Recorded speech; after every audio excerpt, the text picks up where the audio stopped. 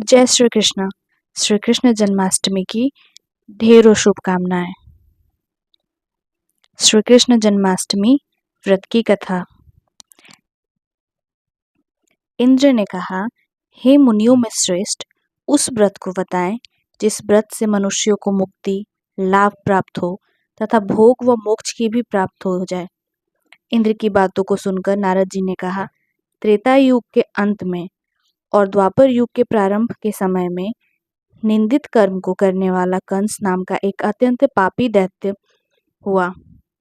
उस दुष्ट व दुराचारी कंस की देवकी नाम की एक सुंदर बहन थी। देवकी के गर्भ से उत्पन्न 8वां पुत्र कंस का वध करेगा। नारद जी की बातें सुनकर इंद्र ने कहा, उस दुराचारी कंस की कथा का विस्तार पूर्वक वर्णन करने की कृपा कीजिए। इंद्र की संदेह भरी बातों को सुनकर नारद जी ने कहा, हे अदिति पुत्र इंद्र, एक बार उस दुष्ट कंस ने एक ज्योतिषी से पूछा, मेरी मृत्यु किस प्रकार और किसके द्वारा होगी। ज्योतिषी बोले, हे दानवों में श्रेष्ठ कंस, वासुदेव की पत्नी देवकी, जो कि वाक्पटु हैं और आपकी बहन भी हैं, उसी के गर्भ से उत्पन्न उसका 8वां पुत्र, जो कि शत्रुओं को भी पराजित कर इस संसार में कृष्ण के नाम से विख्यात होगा, वही एक समय सूर्योदय काल में आपका वध करेगा। ज्योतिषी की बातों को सुनकर कंस ने कहा, हे दैवेज, अब आप यह बताएं कि देवकी का 8वां पुत्र किस मास में किस दिन मेरा वध करेगा। हे महाराज, माघ मास की शुक्ल पक्ष की तिथि को 16 कलाओं से पूर्ण श्री कृष्ण से आपका युद्ध होगा। उसी युद्ध में वे आपका वध करेंगे। इसलिए हे महाराज, आप अपनी रक्षा करने का प्रबंध करें। इतना बताने के पश्चात नारद जी ने इंद्र से कहा, ज्योतिषी द्वारा बताए गए समय पर ही कंस की मृत्यु कृष्ण के हाथ निसंदेह होगी। तब इंद्र ने कहा, हे मुनि, उस दुराचारी कंस की कथा का वर्णन कीजिए और बताइए कि कृष्ण का जन्म कैसे होगा तथा कंस की मृत्यु कृष्ण द्वारा किस प्रकार होगी। नारद जी ने पुनः कहना प्रारंभ किया। उस दुराचारी कंस ने अपने एक द्वारपाल से कहा, मेरी इस प्राण से प्रिय बहन की तुम पूर्ण सुरक्षा करना। द्वारपाल ने कहा, ऐसा ही होगा। कंस के जाने के पश्चात उसकी छोटी बहन दुखित होते हुए जल लेने के बहाने घड़ा लेकर तालाब पर गई। उस तालाब के किनारे एक वृक्ष के नीचे बैठकर देवकी रोने लगी। उसी समय यशोदा नामक एक सुंदर स्त्री ने देवकी से प्रिय वाणी में कहा कि हे देवी, इस प्रकार तुम क्यों विलाप कर रही हो। तब दुखी देवकी ने यशोदा से कहा, हे बहन, नीच कर्मों में आसक्त दुराचारी मेरा ज्येष्ठ भ्राता कंस है। उस दुष्ट भ्राता ने मेरे कई पुत्रों का वध कर दिया। इस समय मेरे गर्भ में 8वां पुत्र है, वह इसका भी वध कर डालेगा, क्योंकि मेरे ज्येष्ठ भ्राता को यह भय है कि मेरे अष्टम पुत्र से उसकी मृत्यु अवश्य होगी। तब यशोदा ने कहा, हे बहन, विलाप मत करो, मैं भी गर्भवती हूँ। यदि मुझे कन्या हुई तो तुम अपने पुत्र के बदले उस कन्या को ले लेना। इस प्रकार तुम्हारा पुत्र कंस के हाथों मारा नहीं जाएगा। तदंतर कंस ने अपने द्वारपाल से पूछा, देवकी कहाँ है? इस समय वह दिखाई नहीं दे रही। तब द्वारपाल ने कंस से नम्र वाणी में कहा, हे महाराज, आपकी बहन जल लेने तालाब पर गई हुई है। यह सुनते ही कंस क्रोधित हो उठा और उसने द्वारपाल को उसी स्थान पर जाने को कहा जहां वह गई हुई है। द्वारपाल की दृष्टि तालाब के पास देवकी पर पड़ी। तब उसने कहा कि आप किस कारण से यहाँ आई हैं। उसकी बातें सुनकर देवकी ने कहा कि मेरे घर में जल नहीं था, मैं जल लेने जलाशय पर आई हूँ। इसके पश्चात देवकी अपने घर को चली गई। कंस ने पुनः द्वारपाल से कहा कि इस घर में मेरी बहन की तुम पूर्णतः रक्षा करो। अब कंस को इतना भय लगने लगा कि घर से भीतर दरवाजों में विशाल ताले बंद करवा दिए और दरवाजे से बाहर दैत्यों को और राक्षसों को पहरेदारी के लिए नियुक्त कर दिया। कंस हर प्रकार से अपने प्राणों को बचाने के प्रयास कर रहा था। एक समय सिंह राशि के सूर्य में आकाश मंडल में जलाधारी मेघों ने अपना प्रभुत्व स्थापित किया। भादो मास की कृष्ण पक्ष की अष्टमी तिथि का घनघोर अर्धरात्रि थी। उस समय चंद्रमा भी वृष राशि में था। रोहिणी नक्षत्र बुधवार के दिन सौभाग्य योग से संयुक्त चंद्रमा के आधी रात में उदय होने पर आधी रात के उत्तर एक घड़ी जब हो जाए तो श्रुति स्मृति पूर्णालोक फल निसंदेह प्राप्त होता है। नारद जी ने पुनः इंद्र से कहा, ऐसे विजय नामक शुभ मुहूर्त में श्री कृष्ण का जन्म हुआ और श्री कृष्ण के प्रभाव से ही उसी क्षण बंदी गृह के दरवाजे स्वयं खुल गए। द्वार पर पहरा देने वाले पहरेदार राक्षस सभी मूर्छित हो गए। देवकी ने उसी क्षण अपने पति वासुदेव से कहा, हे स्वामी, अब निंद्रा का त्याग करें और मेरे इस पुत्र को गोकुल में ले जाएं। वहां इस पुत्र को नंद गोप की धर्मपत्नी यशोदा को दे दें। उस समय यमुना जी पूर्ण रूप से बाढ़ग्रस्त थी, किंतु जब वासुदेव जी बालक कृष्ण को सूप में लेकर यमुना जी को पार करने के लिए उतरे, उसी क्षण बालक के चरणों का स्पर्श होते ही यमुना जी अपने पूर्व स्थिर रूप में आ गईं। किसी प्रकार वासुदेव जी गोकुल पहुंचे और नंद के घर में प्रवेश कर उन्होंने अपना पुत्र तत्काल उन्हें दे दिया और उसके बदले में उनकी कन्या ले ली। वे तत्काल वहां से वापस आकर कंस के बंदी गृह में पहुंच गए। प्रातःकाल जब सभी राक्षस पहरेदार निंद्रा से जागे तो कंस ने द्वारपाल से पूछा कि अब देवकी के गर्भ से क्या हुआ, इस बात का पता लगाकर मुझे बताओ। द्वारपालों ने महाराज की आज्ञा को मानते हुए कारागार में जाकर देखा तो वहां देवकी की गोद में एक कन्या थी, जिसे देखकर द्वारपालों ने कंस को सूचित किया, किंतु कंस को तो उस कन्या से भय होने लगा। अतः वह स्वयं कारागार में गया और उसने देवकी की गोद से कन्या को झपट लिया और उसने एक पत्थर की चट्टान पर पटक दिया। किंतु वह कन्या विष्णु की माया से आकाश की ओर चली गई और अंतरिक्ष में अदृश्य हो गई। उसने आकाशवाणी कर कंस से कहा, हे दुष्ट, तुझे मारने वाला गोकुल में नंद के घर में उत्पन्न हो गया है और उसी से तेरी मृत्यु सुनिश्चित है। मेरा नाम तो वैष्णवी है, मैं संसार के कर्ता भगवान विष्णु की माया से उत्पन्न हुई हूँ। उस आकाशवाणी को सुनकर कंस क्रोधित हो उठा। उसने नंद के घर में पूतना राक्षसी को कृष्ण का वध करने के लिए भेजा, किंतु जब वह राक्षसी कृष्ण को स्तनपान कराने लगी तो कृष्ण ने उसके स्तन से उसके प्राणों को खींच लिया और वह राक्षसी कृष्ण कृष्ण कहते हुए मृत्यु को प्राप्त हुई। जब कंस को पूतना की मृत्यु का समाचार प्राप्त हुआ तो उसने कृष्ण का वध करने के लिए कई दैत्यों को भेजा, किंतु सभी कृष्ण के हाथों मृत्यु को प्राप्त हुए।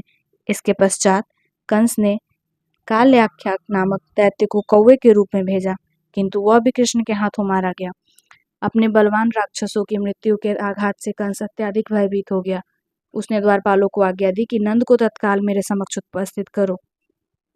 द्वारपाल नंद को लेकर जब उपस्थित हुए तब कंस ने नंद से कहा कि यदि तुम्हें अपने प्राणों को बचाना है तो पारिजात के पुष्प ले जाओ, यदि तुम नहीं ला पाए तो तुम्हारा वध निश्चित है। कंस की बातों को सुनकर नंद ने ऐसा ही होगा कहा और अपने घर की ओर चले गए। घर आकर उन्होंने संपूर्ण वृत्तांत अपनी पत्नी यशोदा को सुनाया, जिसे श्री कृष्ण भी सुन रहे थे। एक दिन श्री कृष्ण अपने मित्रों के साथ यमुना नदी के किनारे गेंद खेल रहे थे और अचानक स्वयं ने ही गेंद को यमुना में फेंक दिया। यमुना में गेंद फेंकने का मुख्य उद्देश्य यही था कि वे किसी प्रकार पारिजात पुष्पों को ले आए। अतः वे कदम के वृक्ष पर चढ़कर यमुना में कूद पड़े। यह समाचार श्रीधर नामक गोपाल ने यशोदा को सुनाया। यह सुनकर यशोदा भागती हुई यमुना के किनारे आ पहुंची और उसने यमुना नदी की प्रार्थना करते हुए कहा कि हे यमुना, यदि मैं बालक को देखूंगी तो भाद्रपद मास की रोहिणी युक्त अष्टमी का व्रत अवश्य करूंगी। हजारों अश्वमेध यज्ञ, सहस्त्रों राजसूय यज्ञ, दान, तीर्थ और व्रत करने से जो फल प्राप्त होता है वह सब कृष्णाष्टमी के व्रत को करने से प्राप्त होता है। यह बात नारद ऋषि ने इंद्र से कहा। इंद्र ने कहा, हे मुनियों में श्रेष्ठ नारद, यमुना नदी में कूदने के बाद उस बाल रूपी कृष्ण ने पाताल में जाकर क्या किया? नारद ने कहा, हे इंद्र, पाताल में उस बालक से नागराज की पत्नी ने कहा कि तुम यहाँ क्या कर रहे हो, कहाँ से आए हो और यहाँ आने का क्या प्रयोजन है? नागपत्नी बोली, हे कृष्ण, क्या तूने धूर्त क्रीड़ा की है जिसमें अपना समस्त धन हार गया है? यदि यह बात ठीक है तो कंकड़, मुकुट और मणियों का हार लेकर अपने घर में चले जाओ, क्योंकि इस समय मेरे स्वामी शयन कर रहे हैं। यदि वे उठ गए तो वे तुम्हारे भक्षण कर जाएंगे। नागपत्नी की बातें सुनकर कृष्ण ने कहा, हे कांते, मैं किस प्रयोजन से यहाँ आया हूँ वह वृतांत मैं तुम्हें बताता हूँ।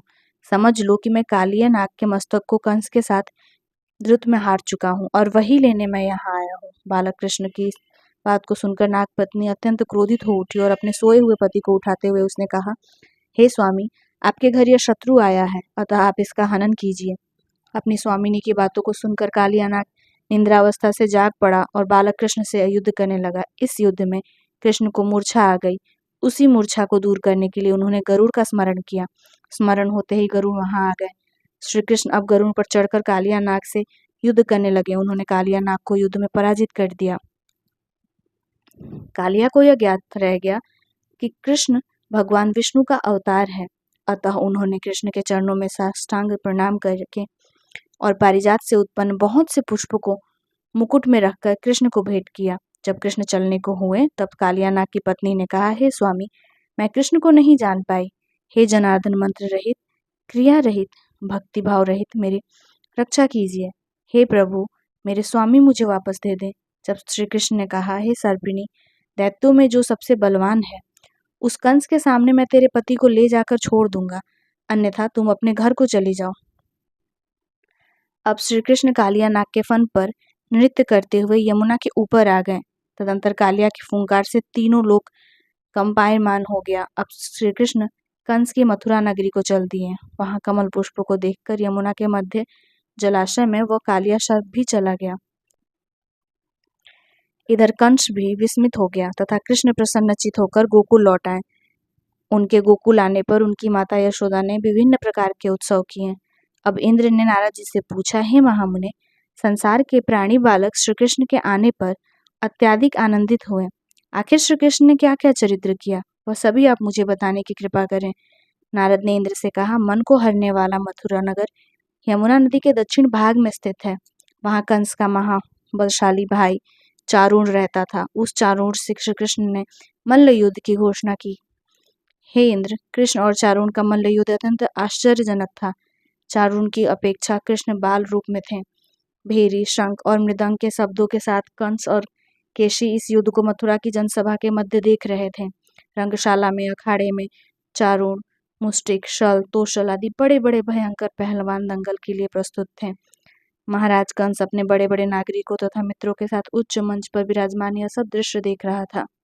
रंगशाला में प्रवेश करते ही श्री कृष्ण ने अनायास ही धनुष को अपने बाएं हाथ से उठा लिया। पलक झपकते ही सबके सामने उसकी डोरी चढ़ा दी और डोरी को ऐसे खींचा कि वह धनुष भयंकर शब्द करते हुए टूट गया। धनुष की रक्षा करने वाले सारे सैनिकों को दोनों भाइयों ने ही मार गिराया।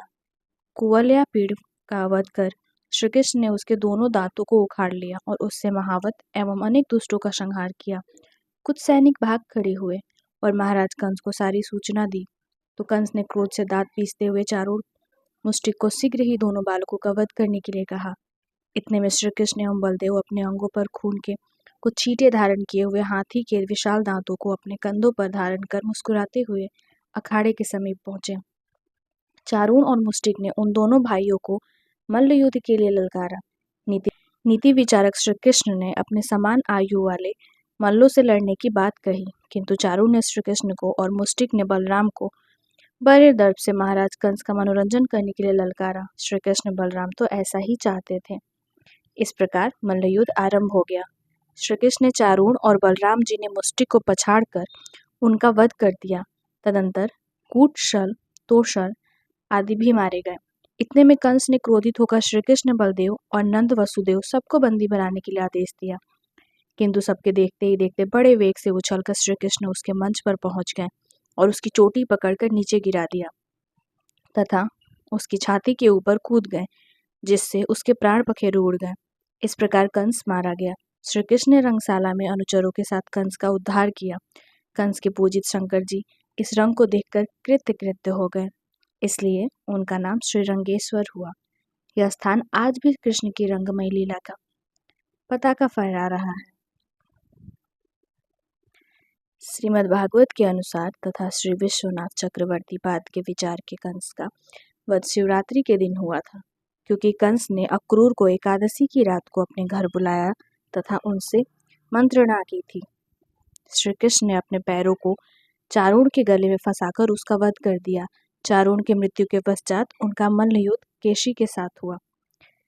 हे इंद्र, उसी क्षण श्री कृष्ण ने गरुड़, बलराम तथा सुदर्शन चक्र का ध्यान किया, जिसके परिणाम स्वरूप बलदेव जी सुदर्शन चक्र लेकर गरुड़ पर आरूढ़ होकर आए। उन्हें आता देख बालक कृष्ण ने सुदर्शन चक्र को उनसे लेकर स्वयं गरुड़ की पीठ पर बैठकर न जाने कितने ही राक्षसों और दैत्यों का वध कर दिया। कितनों के शरीर अंग भंग कर दिए। बलराम जी ने अपने आयुध शस्त्र हल से और कृष्ण ने सुदर्शन चक्र से माघ मास के शुक्ल पक्ष की सप्तमी को विशाल दैत्यों के समूह का सर्वनाश किया। उपवास और पूजन विधि। इस कथा को सुनने के पश्चात इंद्र ने नारद जी से कहा, हे ऋषि, इस कृष्ण जन्माष्टमी का पूर्ण विधान बताएं तथा इसके करने से क्या पुण्य प्राप्त होता है, इसके करने की क्या विधि है। नारद जी ने कहा, हे इंद्र, भाद्रपद मास की श्री कृष्ण जन्माष्टमी को इस व्रत को करना चाहिए। उस दिन ब्रह्मचर्य आदि नियमों का पालन करते हुए श्री कृष्ण का स्थापन करना चाहिए। सर्वप्रथम श्री कृष्ण की मूर्ति स्वर्ण कलश के ऊपर स्थापित कर चंदन, धूप, पुष्प, कमल पुष्प आदि से श्री कृष्ण प्रतिमा को वस्त्र से वेष्टित कर विधि पूर्वक अर्चन करें। गुरुची, छोटी पीतल और सौंठ को श्री कृष्ण के आगे अलग अलग रखें। इसके पश्चात भगवान विष्णु के 10 रूपों को देवकी सहित स्थापित करें। हरि के सानिध्य में भगवान विष्णु के 10 अवतारों गोपिका, यशोदा, वसुदेव, नंद, बलदेव, देवकी, गायों, वत्स, कालिया, यमुना नदी, गोपगण और गोप पुत्रों का पूजन करें। इसके पश्चात 8वें वर्ष की समाप्ति पर इस महत्वपूर्ण व्रत का उद्यापन कर्म भी करें। यथाशक्ति विधान द्वारा श्री कृष्ण की स्वर्ण प्रतिमा बनाएं। इसके पश्चात मत्स्य कर्म इस मंत्र का अर्चन आदि करें। आचार्य ब्रह्मा तथा 8 ऋषियों को वैदिक रीति से वरण करें। प्रतिदिन ब्राह्मण को दक्षिणा और भोजन देकर प्रसन्न करें। पूर्ण विधि: उपवास की पूर्व रात्रि को हल्का भोजन करें और ब्रह्मचार्य का पालन करें। उपवास के दिन प्रातःकाल स्नान आदि नित्य कर्मों से निर्वृत्त हो जाए। पश्चात सूर्य, सोम, यम, काल, संधि, भूत, पवन, दिक्पति, भूमि, आकाश, खेचर, अमर और ब्रह्मादि को नमस्कार कर पूर्व या उत्तर मुख बैठे। इसके बाद जल, फल, कुश और गंध लेकर संकल्प करें। अब मध्याह्न के समय काले तिलों के जल में स्नान करके देवकी जी के लिए सूतिका गृह नियत करें। तत्पश्चात भगवान श्री कृष्ण की मूर्ति या चित्र स्थापित करें। मूर्ति में बालक श्री कृष्ण को स्तनपान कराती हुई देवकी हो और लक्ष्मी जी उनके चरण स्पर्श किए हों अथवा ऐसा भाव हो। इसके बाद विधि विधान पूर्वक पूजन करें। पूजन में देवकी, वसुदेव, बलदेव, नंद, यशोदा और लक्ष्मी इन सब का नाम क्रमशः निर्दिष्ट करना चाहिए। अंत में प्रसाद वितरण कर भजन कीर्तन करते हुए रथ यज्ञ करें। पूजन फल: जो व्यक्ति जन्माष्टमी के व्रत को करता है वह ऐश्वर्य और मुक्ति को प्राप्त होता है।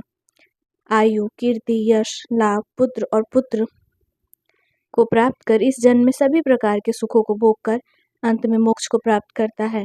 जो मनुष्य भक्ति भाव से श्री कृष्ण की कथा को सुनते हैं उनके समस्त पाप नष्ट हो जाते हैं, वे उत्तम गति को प्राप्त करते हैं। जय श्री कृष्ण।